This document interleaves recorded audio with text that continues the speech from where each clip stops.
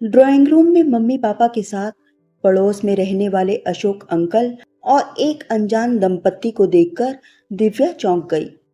लगता है बिटिया ने मुझे पहचाना नहीं, अनजान सज्जन हंसते हुए बोले। दिव्या ने उन्हें गौर से देखा। उसे पहचानते हुए देर नहीं लगी कि ये तो उमेश जी थे, जो कुछ घंटे पहले उसके होटल में अपनी बेटी की शादी के लिए हॉल बुक कराने आए थे। उन्होंने बातचीत के दौरान दिव्या से उसके घर परिवार के बारे में पूछा था। दिव्या ने उनकी सज्जनता के प्रभाव में काफी कुछ बता दिया था। घर का पता सुनते ही उन्होंने कहा था कि स्टार टावर्स में तो उनके एक दोस्त अशोक मित्तल भी रहते हैं, और दिव्या ने बताया था कि वे उसके पापा के भी अच्छे दोस्त हैं। सॉरी अंकल, सोचा नहीं था कि आपसे यहाँ इतनी जल्दी मुलाकात होगी। अब तो मुलाकातों का ये सिलसिला चलता ही रहेगा बिटिया। अभी हम चलते हैं, फिर आएंगे। कहते हुए उमेश जी उठ खड़े हुए। फिर भी आ जाइएगा अंकल, मगर अभी तो बैठिए, दिव्या आग्रह करते हुए बोली। आंटी से तो आपने मेरा परिचय कराया ही नहीं। परिचय क्या बिटिया, आंटी तो तुम्हारी पूरी जनपत्री ले चुकी हैं। क्यों?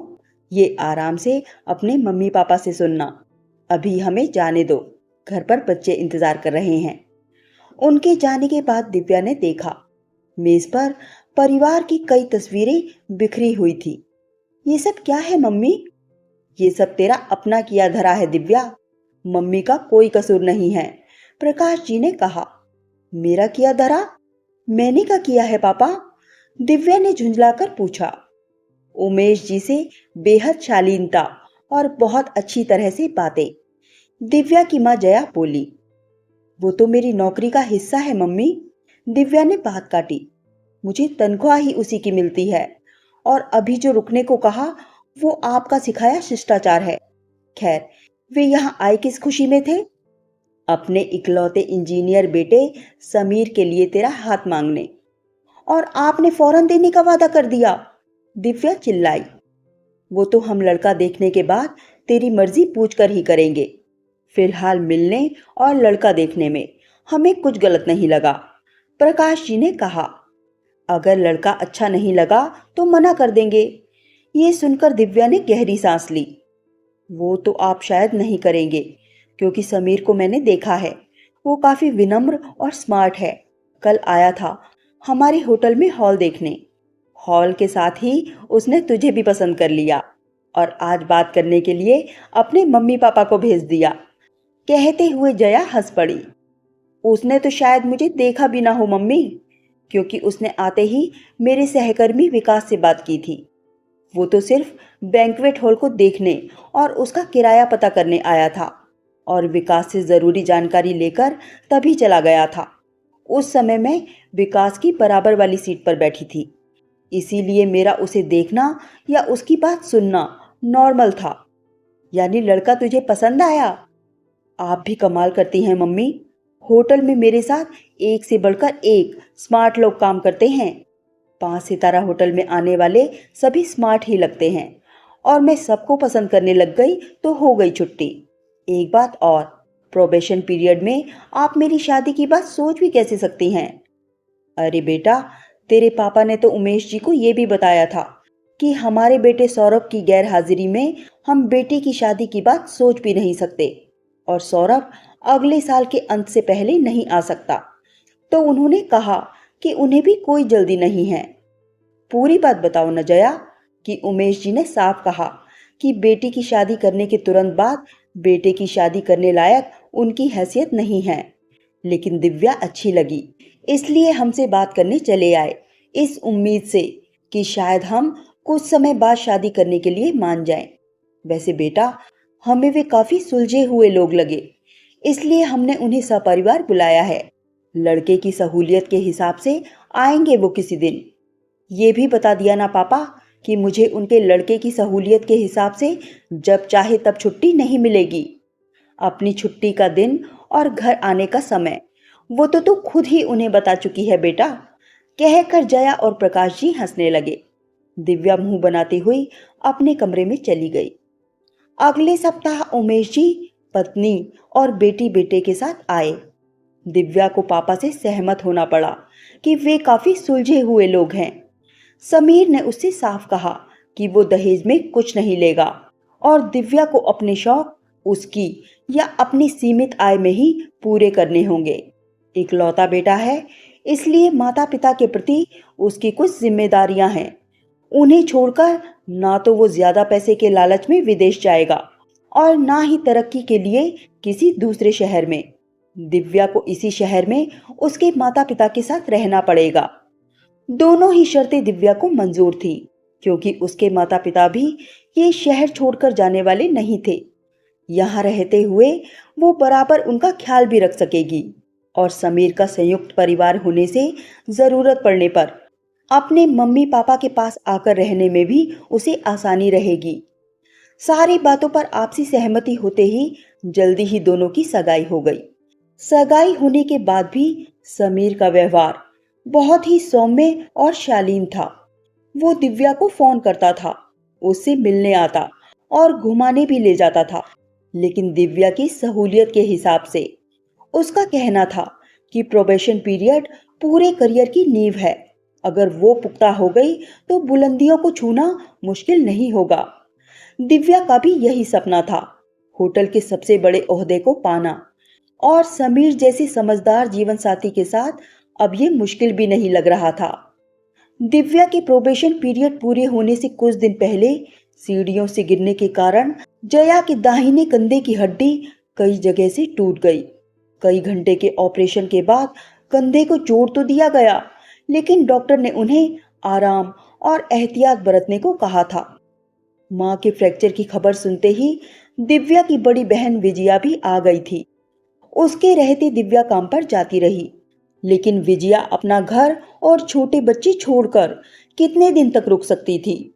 जया तो पूरी तरह से विजया पर आश्रित थी, उन्हें सहारा देकर उठाना बैठाना, यहाँ तक कि एक खास अवस्था में लिटाना तक पड़ता था। पापा भी कितनी छुट्टी लेते और फिर माँ और घर दोनों की देखभाल उनके बस की बात नहीं थी। दिव्या को छुट्टी तो नहीं मिल सकती थी, लेकिन प्रोबेशन पीरियड पूरा होते ही वो नौकरी छोड़ सकती थी, इसलिए उसने वही किया। मम्मी पापा ने तो नौकरी छोड़ने के लिए मना किया था, लेकिन दिव्या ने कहा कि नौकरी तो कभी भी दोबारा मिल जाएगी, लेकिन अगर मम्मी की देखभाल में थोड़ी सी भी कोताही हो गई तो मम्मी हमेशा के लिए अपाहिज हो जाएंगी। ये सुनकर वे गदगद हो गए। सौरभ और विजया ने भी उसकी बहुत तारीफ की और आभार माना, लेकिन समीर ये सुनते ही कि उसने नौकरी छोड़ दी है, बुरी तरह से भड़क गया। वो गुस्से में बोला, किसने कहा था तुम्हें लगी लगाई बढ़िया नौकरी छोड़ने के लिए? मेरी अंतरात्मा ने, अपनी मम्मी के प्रति मेरा जो कर्तव्य बनता है उसने। दिव्या ने शांत स्वर में कहा तो वो चिढ़कर बोला, कर्तव्य सिर्फ तुम्हारा ही है, तुम्हारे बहन भाई या पापा का नहीं। इस पर दिव्या ने समीर को समझाते हुए कहा, विजया दीदी अपना घर और छोटे बच्चे छोड़कर जितना रुक सकती थी रुक गई।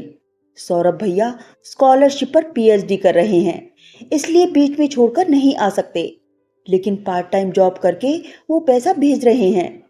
तो उस पैसे से तुम्हारे पापा तुम्हारी मम्मी के लिए कोई ट्रेन नर्स क्यों नहीं रखते? समीर ने उसकी बात काटी।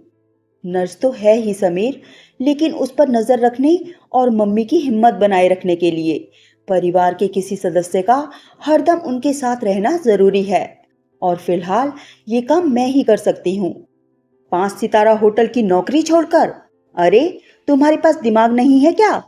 नौकरी छोड़ने से पहले किसी से पूछा तो होता।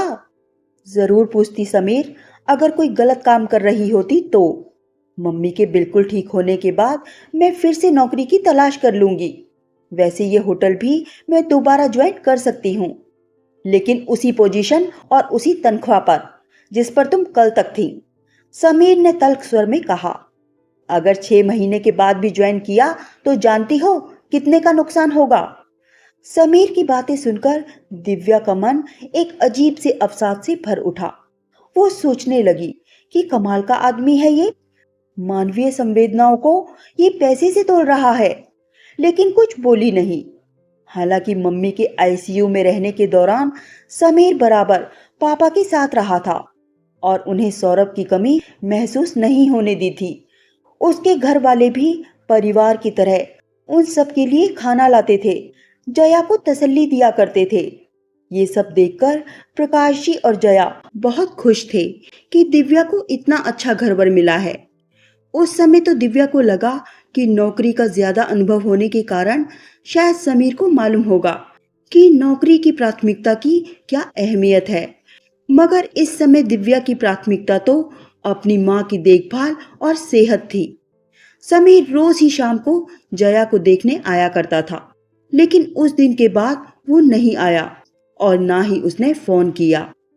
2-3 दिन के बाद जया ने दिव्या से पूछा कि समीर क्यों नहीं आ रहा है, तो दिव्या ने उन्हें टालने को कह दिया कि काम में बिजी है। दिव्या की बात पर जया को तसल्ली नहीं हुई और अगले दिन उन्होंने खुद समीर को फोन कर कहा, क्या बात है बेटा, आजकल तुम घर पर नहीं आ रहे, बहुत बिजी हो काम में। काम छोड़कर दिव्या बैठ तो गई है आपके सिरहाने, समीर ने तल्ख स्वर में कहा। हाँ बेटा, रात दिन साय की तरह मेरे साथ रहती है, तभी कह रही हूँ कि तुम आ जाओगे तो उसका ध्यान बटेगा, हंस बोल लेगी तुमसे। उसके हंसने बोलने की तो आपको बड़ी फिक्र है, लेकिन उसके करियर की नहीं। अभी भी देर नहीं हुई है, उसे समझाकर भेज दीजिए वापस काम पर। समीर के स्वर में व्यंग था या आदेश, जया समझ ही नहीं सकी। समीर को शायद दिव्या का नौकरी छोड़ना पसंद नहीं आया। जया ने शाम को प्रकाश जी के घर लौटने पर कहा, शायद क्या मम्मी, बिल्कुल पसंद नहीं आया। दिव्या बोली। सुनते ही बौखला गया और लगा उल्टा सीधा बोलने। कुछ ऐसा ही हाल उसके पिताजी का भी हुआ था। प्रकाश जी ने हंसकर कहा। वे भी बौखला कर कहने लगे कि दुनिया में बहुत से लोग बाएं हाथ से सब काम करते हैं, जया जी भी करना सीख लेंगी, उसके लिए दिव्या का करियर क्यों खराब कर रहे हैं आप। मैं भी बहुत हैरान हुआ था उनकी बात सुनकर। सोचा नहीं था कि उमेश जी जैसे सज्जन आदमी ऐसी बेहुदा बात कर सकते हैं। जब उन्हें पसंद नहीं है तो तेरा काम पर लौटना ही ठीक होगा दिव्या, जया ने चिंतित स्वर में कहा। काम पर तो लौटना ही है और जरूर लौटूंगी मम्मी, लेकिन तब जब आप बिल्कुल ठीक हो जाएंगी, यानी मुझे अपने हाथ से बनाए पराठे खिलाकर काम पर भेजेंगी। और बेटा, अगर मैं इस काबिल ना हो पाई तो? क्यों नहीं होंगी, दिव्या ने जिरह की। ऑपरेशन से हड्डियां बिल्कुल सही बैठा दी गई हैं, बस अब इंतजार है उनके जुड़ने का, और वो भी सही से जुड़ जाएंगी अगर आप फालतू में हिलेंगी डुलेंगी नहीं, और उसकी चौकसी करने को मैं हूं ही। ससुराल वालों की नाराजगी की कीमत पर, जया मायूस स्वर में बोली। वे अभी मेरे ससुराल वाले बने नहीं हैं मम्मी, और ना ही फिलहाल उन्हें मेरे निजी मामलों में दखल देने का हक है। ये तो तू ठीक कह रही है बेटी, पापा ने बात काटी। नौकरी करना या छोड़ना एक बिल्कुल निजी मामला है, खासकर उन लड़कियों के लिए जो शौक के लिए नौकरी करती हैं, पैसों के लिए नहीं। यही नहीं पापा, बात भावनाओं को समझने की भी तो है। जो लोग हमारे हालात और मजबूरियों को नहीं समझ पा रहे, वे सज्जनता का मुखौटा लगाए संवेदनहीन लोग नहीं है क्या? दिव्या ने पूछा। जहां पैसे का सवाल हो बेटा, वहां मध्यम वर्ग के लोग भावुक होने के बजाय अक्सर प्रैक्टिकल हो जाते हैं, जया ने उसे समझाना चाहा। लेकिन अभी तो पैसा उनकी जेब से नहीं जा रहा ना मम्मी।